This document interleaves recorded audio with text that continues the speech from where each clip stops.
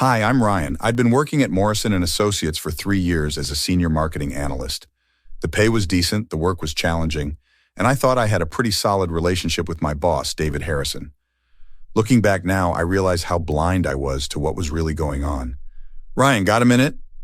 David leaned against my cubicle wall that Tuesday morning, his usual charming smile plastered across his face. Sure, what's up? I minimized the spreadsheet I'd been working on. Just wanted to check in on the Henderson campaign. How's it coming along? Right on schedule. I'll have the final presentation ready by Thursday, 2 days before the deadline. That's what I like to hear. You're one of my most reliable guys, you know that? He clapped me on the shoulder. Keep up the good work. My coworker Mike rolled his chair over after David walked away. He's been awfully friendly with you lately. What do you mean? I don't know, man. Just seems like he's laying it on thick. You notice how he's always complimenting you right before he dumps extra work on someone? Come on, Mike. He's not that bad. If you say so. Mike shrugged and rolled back to his desk. Later that week, I was grabbing coffee in the break room when I overheard Sarah from accounting talking to another employee.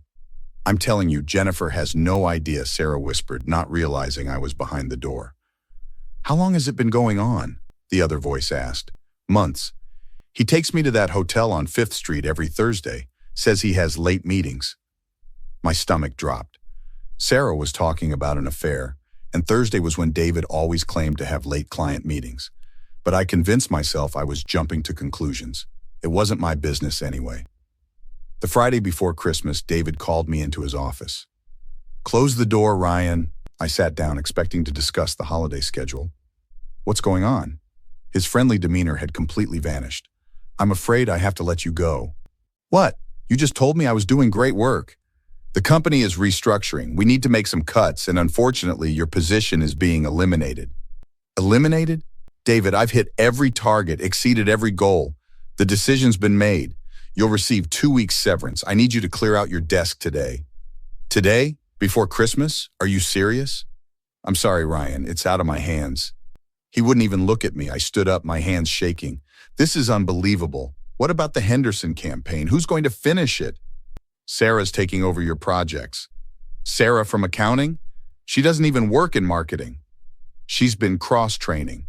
Look, I know this is difficult, but I need you to handle this professionally. I walked back to my desk in a daze. Mike immediately noticed something was wrong. Dude, what happened? You look like you've seen a ghost. I just got fired. What? No way. You're one of the best people here. Apparently not. David said they're restructuring. I started throwing my personal items into a box. That's complete garbage. You know what I think? This has something to do with Sarah. What are you talking about? Ryan, everyone knows David and Sarah are having a thing. I bet she wanted your position and he's giving it to her. Are you sure about them? Positive. I've seen them leaving together. They're not even being that subtle about it anymore. And now you're getting fired right before Christmas so his mistress can have your job? That's messed up. I felt my anger building. His wife doesn't know? Jennifer. No clue. She comes to all the company events, acts like everything's perfect. The Christmas party is next week. She'll be there like always, completely in the dark. That's when it clicked. That's when I decided I wasn't going to let this go quietly. I spent the weekend gathering evidence. Monday morning, I called Mike. I need your help with something, I said. What's up? Can you get me copies of David's calendar, specifically all his late client meetings from the past 6 months? You're going after him, aren't you? He fired me right before Christmas to give my job to his mistress. Yeah, I'm going after him. I'll send you the files tonight. What's your plan? The Christmas party. Jennifer will be there. She deserves to know the truth. Tuesday afternoon, I met up with my old colleague Lisa at a coffee shop downtown. She'd left Morrison and Associates last year, but still had contacts in the company. Ryan, I heard what happened. I'm so sorry, Lisa said, stirring her latte. Thanks. Listen, I need to ask you something. Did you ever notice anything between David and Sarah when you worked there? She sighed. I did, actually. It's part of why I left. I saw them together at a restaurant once, very intimate. I told HR about it. What did HR say? Nothing. David's been with the company for 15 years. He's untouchable. They basically told me to mind my own business. Did you ever tell Jennifer? I thought about it, but I didn't know her well enough. I regret that now. She seems like a genuinely nice person. She is. She's at every company event. always supportive. She has no idea her husband's been cheating on her. Are you planning to tell her? At the Christmas party in front of everyone. He humiliated me by firing me publicly. It's only fair. Lisa leaned forward. Ryan, are you sure about this? It could get messy. I'm positive. Do you still have any proof from when you saw them? I took a photo that night, didn't know what to do with it, so I just kept it. I'll forward it to you. Wednesday, I received an angry call from David. Ryan, I heard you've been asking questions about me around the office. I don't work there anymore, remember? You fired me. You need to stop whatever you're planning. I'm warning you. Warning me? That's interesting, David. What exactly are you worried about? Don't play games with me. Stay away from the Christmas party. Actually, I was invited by Mike. I'm still allowed to attend company events until my severance period ends. I checked with HR. Ryan, I'm serious. If you cause any problems, you'll what? Fire me again? Look, I'm just planning to have some punch and say goodbye to my colleagues. Unless you have something to hide? He hung up on me. Thursday evening, Mike called with more information. Dude, I got something good. David booked that hotel room again tonight. Same place, same time as always. How do you know? His company credit card receipts come through accounting. Sarah processes them. One of her assistants is friends with me. She's been noticing the pattern for months. Can you get me proof? Already did. I'll email you the receipt copies. But Ryan, this is serious. If you're really doing this, you need to be prepared for the fallout. I am. He took away my livelihood right before Christmas. I'm just making sure his wife knows the truth about who she's married to. Fair enough, I'll see you at the party. This is going to be insane. Friday afternoon, I had one more conversation I needed to have. I called David's assistant, Patricia. Patricia, it's Ryan. I need to ask you something, and I need you to be honest with me. Ryan, I can't talk about company business. I'm not asking about company business. I'm asking about David and Sarah. I know you've seen things. She was quiet for a long moment. What are you planning to do? I'm going to tell Jennifer the truth at the party, but I want to make sure I have my facts straight. How long has this been going on? At least 8 months that I know of. Ryan, I felt terrible about this. Jennifer is such a sweet woman. She brings cookies for the office, remembers everyone's birthdays. She doesn't deserve this. No, she doesn't. Will you back me up if I need you to? If it comes to that, yes. I'm tired of covering for him. He's been making me lie to his wife for months.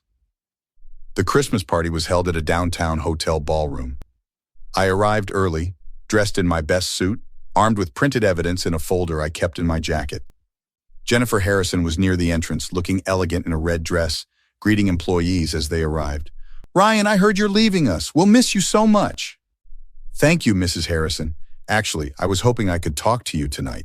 Of course. Let's find time later. She smiled warmly, completely unaware of what was coming.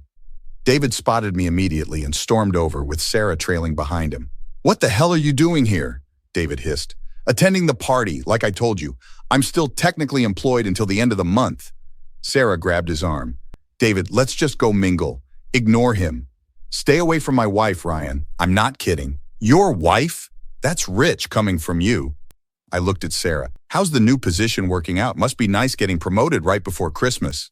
Her face flushed. I earned that position. I'm sure David thinks so. David stepped closer, his voice low and threatening. You're about to make the biggest mistake of your life. Funny, I thought that already happened when I trusted you. Mike appeared at my side. Everything okay here? We're fine, David said through gritted teeth. Ryan was just leaving. Actually, I was just getting started. 2 hours into the party, after several drinks had loosened everyone up, I saw my opportunity. Jennifer was standing with a group of employees near the center of the ballroom. David and Sarah were at the bar, too close together, whispering. I walked up to the microphone that had been set up for announcements. Excuse me, everyone, can I have your attention, please? The room quieted. David's face went white. I'm Ryan, and as many of you know, I was recently let go from Morrison & Associates. I wanted to take this opportunity to thank everyone for 3 great years. Ryan, get down from there, David called out, moving toward me. I also wanted to share something important with someone here tonight. Mrs. Harrison, could you come up here, please? Jennifer looked confused, but smiled and walked toward me. What's this about, Ryan? I have something to show you. I'm really sorry to do this here, but you deserve to know the truth. I pulled out the folder and handed it to her. Ryan, don't do this, Sarah shouted from across the room. Jennifer opened the folder. Inside were hotel receipts, restaurant bills, text message screenshots Mike had obtained, photos Lisa had sent, and a detailed timeline of David's late meetings. Her face changed as she read through everything. The smile disappeared. Her hands started shaking. "Jennifer, I can explain." David rushed forward. "Don't." Her voice was ice cold. "Don't you dare speak to me right now. This is a misunderstanding. Ryan is just angry because you fired him to give his job to your mistress?" Jennifer's voice grew louder. "Is that what you were going to say?" The room was dead silent. Sarah tried to approach. "Mrs. Harrison, it's not what you think." "Not what I think?" "There are hotel receipts here, text messages, photos of you two together." Jennifer's hands were shaking as she held up the evidence. "How long?" "Jennifer, please, let's talk about this privately," David pleaded. "How long, David?" 8 months, I said quietly. "And he's been using company money to pay for the hotels." Jennifer's face crumpled, then hardened. "I want a divorce. I want you out of our house tonight." "You're overreacting. If you would just listen." "Overreacting? You've been cheating on me for 8 months with an employee. You're disgusting." David's desperation turned to anger. He grabbed my shoulder roughly. "This is all your fault, you vindictive—" "Get your hands off him!" Mike pulled David back. David lunged at me, his fist connecting with my jaw. I stumbled backward as several people rushed to separate us. "You ruined everything!" David screamed. "I'll destroy you for this!" "Security!" someone called out. 2 security guards grabbed David as he tried to lunge at me again. "You're finished, Ryan. I'll make sure you never work in this city again. I'll sue you. You'll what? Hit me again? In front of all these witnesses?" I touched my throbbing jaw. "Please do. I'd love to add assault charges to everything else." Jennifer was crying now, surrounded by other employees trying to comfort her. She looked at David with pure disgust. "We're done. My lawyer will contact you Monday morning." Monday morning, I filed a police report for assault. By Tuesday, I'd given a statement to Morrison & Associates corporate headquarters about David's misuse of company funds and the affair with a subordinate. Wednesday, I met with Jennifer's divorce attorney. "Mrs. Harrison wants you to know she's grateful," the attorney said. "She also wanted to give you this." He handed me an envelope. Inside was a check and a note. "Thank you for having the courage to tell me the truth. I'm sorry about what David did to you. This should help while you look for a new job." Thursday, I received a call from Patricia. "Ryan, I thought you should know. David's been suspended pending investigation. The board is looking into all his expense reports. Sarah was fired this morning."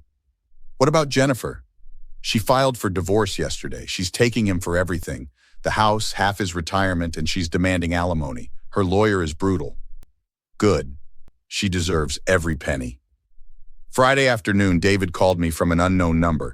"Ryan, please, can we talk? I have nothing to say to you." "I'm sorry, okay? I made a mistake. I shouldn't have fired you. I shouldn't have hit you.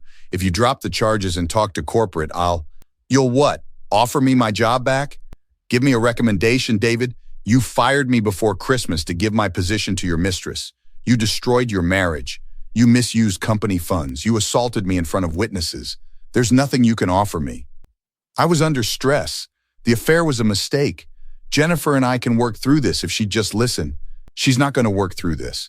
She's divorcing you, and she's going to take everything you have, and honestly, you deserve it. Ryan, please, I'm begging you. I'll lose everything. You already have. Goodbye, David. I hung up and blocked his number. 2 weeks later, I met Mike for lunch.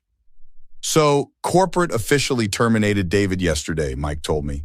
"The investigation found he'd been misusing company funds for over a year. Hotel rooms, expensive dinners, even jewelry he bought for Sarah." "What about the assault charge?" "He pleaded no contest, got probation, and has to pay your medical bills plus a settlement. His lawyer advised him not to fight it with all those witnesses." "And Jennifer?" "She's doing okay, actually. She started divorce proceedings. Her lawyer says she'll get the house and substantial alimony. David's going to be paying for his mistakes for a long time." I smiled. "Good. What about you? Any job prospects?" "Actually, yes, 3 interviews next week. Turns out having the guts to expose corruption and fraud makes you attractive to companies that value integrity." "That's awesome, man. I'm proud of you for standing up for yourself." "Thanks. I just couldn't let him get away with it, you know?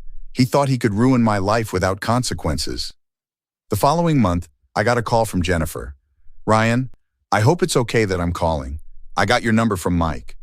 "Of course, Mrs. Harrison. How are you doing?" "Please, call me Jennifer. I'm doing better. The divorce is moving forward. I wanted to thank you again for what you did. I know it wasn't easy. You deserve to know the truth. I did. And I'm grateful you had the courage to tell me even though it cost you so much. I heard David tried to apologize to you. He did, multiple times. I'm not interested. Good. Don't be. He doesn't deserve forgiveness. What he did to both of us was unforgivable. I'm not taking him back, no matter what he says or promises. I'm glad to hear that. You deserve so much better. So do you. I heard you got a new job. I start Monday. Better pay, better benefits, and definitely better management. Wonderful. I wish you all the best, Ryan. Thank you for everything. 6 months later, I was thriving in my new position. David lost his job, his wife, his house, and his reputation. Sarah couldn't find work in the industry after word got around. And Jennifer? She got the fresh start she deserved. Sometimes people ask me if I regret exposing David at the Christmas party. I don't. Not even a little bit. He made his choices, and he faced the consequences. That's not revenge. That's justice. What would you have done in my situation? Have you ever had to expose the truth about someone even though it was difficult? Let me know in the comments below, and don't forget to like and subscribe for more true stories.